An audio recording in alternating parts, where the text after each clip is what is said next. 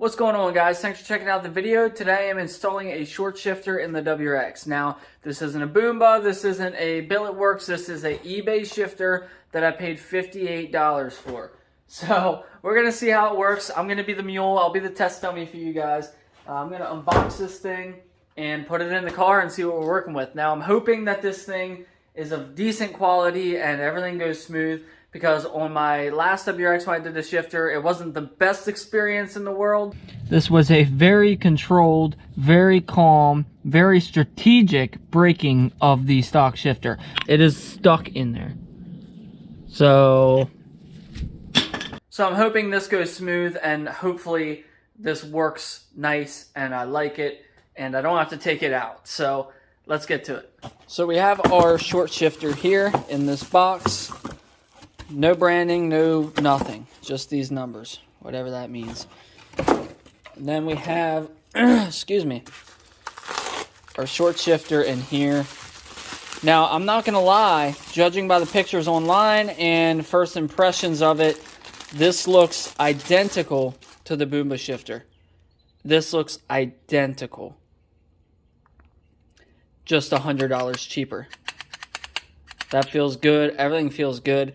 That, I'm telling you guys, that looks identical. The Boomba shifter is black, whereas this one is silver, but that looks identical. So I'm hoping to get similar results. I did enjoy my Boomba on the last car, so similar results would be good. So I kept telling myself, why are the shifters for these cars so expensive? And the only reason I can think is just because they're newer cars and there's not a whole lot of people make them. So finding this on eBay for $58 instead of 160 couple for Boomba or 220 couple for Billetworkz, a significant difference. So if this thing works and it functions, this could change up the game permanently. As my favorite YouTubers, Mighty Car Mods, would say, first step, jack up your car. Once you have your car jacked up significantly high, you want to remove these 4 12mm bolts on this shield. There's going to be one there, 2 up here. Once you have those 4 bolts out, you're going to just slide this shield out. And then there's going to be 4 10mm bolts going around this that you're going to want to take out. Once you have those 4 bolts removed, you can pull that shield out. You're going to go ahead and remove this bolt, or I guess I should say nut, this nut, this nut. So 4 of them. And then after you have that done, here's a better angle for you. There's 2 pins right there.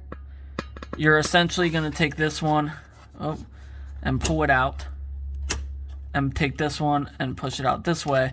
And when you do both at the same time, it'll release. Once that's done, it should look like this. Also forgot to mention, you want to pry this shifter cable out. This is also like the side shift cable. You want to pry that out. That's it. Now we're good. Alright, so once you get into the car, it doesn't matter if you have this shifter trim that I have or you have the OEM shifter. It's not going to make a difference. But I'm going to go ahead and pull this e-brake cover up. It's always scary doing this. Okay, there's going to be a screw there. And there's going to be 2 bolts back in here. You just got to clean this out, whatever junk you got in there, and there's going to be 2 bolts back there. Once you have the 2 10mm bolts taken out of there and you have the Phillips head out of here, you can literally just pick up this whole piece of the dash and move it away. We're going to take our shift knob off, and now we can just simply pull.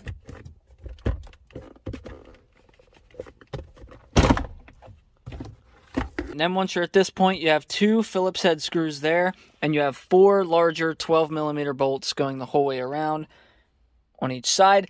Once you disconnect all that, or even before you do it, there's 2 airbag wires that go back on either side with these clips. You want to make sure you get those out. Alright, now it just pops right out. Alright, now that we have our shifter assembly out, we're going to take out these 2 Phillips head screws.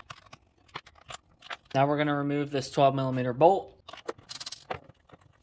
Alright, so before we flip this over, you're going to want a 17mm wrench that can go on the back side of this little piece here to hold this in place while we remove this 10mm bolt. Both of these little nuts here are 7mm, which I am surprised that I had. But anyways, let's go ahead and take that out.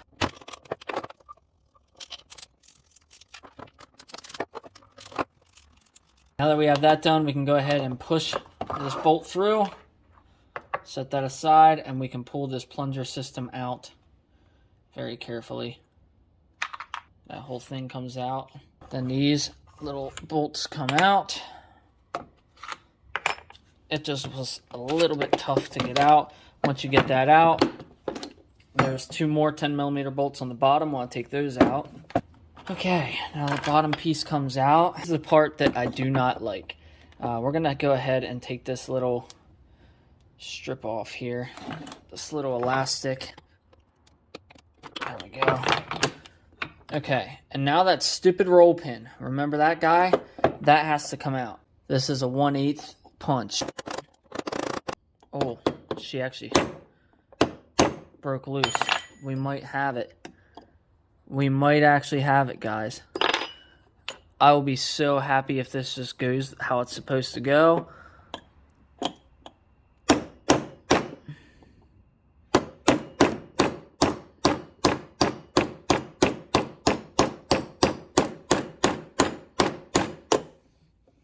No way. All right, the pin's out. Now I just got to get my punch back out. I can use the other punch to get the punch out, I think. I gotta this. All right, well that trick worked. I used a smaller punch to get the bigger one out, and now this comes out. The Boomba has little holes here so you can use, a snap ring pliers to take this off. But it doesn't look like that's the case. This is just a standard C-clip, so I'm going to have to pry it off with like a flathead. Oh, that was actually really easy. Just pulled these 2 pieces in the back. Now this spring is going to give, so be careful not to let that fly. Remember how the orientation is. We want this washer on top. So spring, washer, and then that retaining clip. And then we're going to have to find an Allen key that fits this. We're going to loosen that, unscrew this out the whole way. Boom, we can slide this off. And then we need to transfer this cap. Oh, shot it across the garage. Lucas white lithium grease. Just a little dab right on the ball. Whew, got it. Now we want to apply it liberally to our little ball here.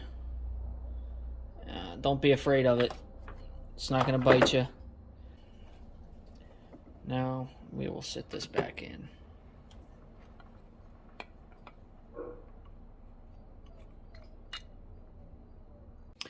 Okay, so essentially now all we're going to do is we are going to sit this thing back on here. We're going to put that bolt back in. Then we're going to put the spring and everything back in here how it came out. And we are going to clip our retainer clip back on and put everything back together. Okay, we are in business. Everything's tight and good to go. Now I'm going to take some degreaser and just try and clean my hands, clean up the shifter itself, clean all my tools off, and then put this thing back in. All right, everything's back together, and right off the bat, you can see how much lower this thing sits, which is to be expected with the short shifter Boomba. No matter who you go with, it's going to sit lower like this. The real question is, wow. It might not look like it in the camera, but that's a significant difference. It does sit a little bit more towards the driver, so when you go into first and you come back to second, if your hand's like this, you might bang the e-brakes. But I mean, most people shift sort of like this, or you know, they're never really like that or like this. Usually, I don't think, but I kind of always shift like that. So this thing is just great. For 60 bucks, it's great. Feels good. It's definitely shorter. I'd have to compare it side by side with the Boomba to really know if it was any different, but the reverse lockout works. Everything's good. Okay. Yeah, I got no complaints It feels great. It was freaking 60 bucks. All right, guys, so just so you know, and you're not intimidated, it might have looked like a lot of work, and it really wasn't. It took me about an hour to do all of that while filming, so you could certainly have it done in an hour.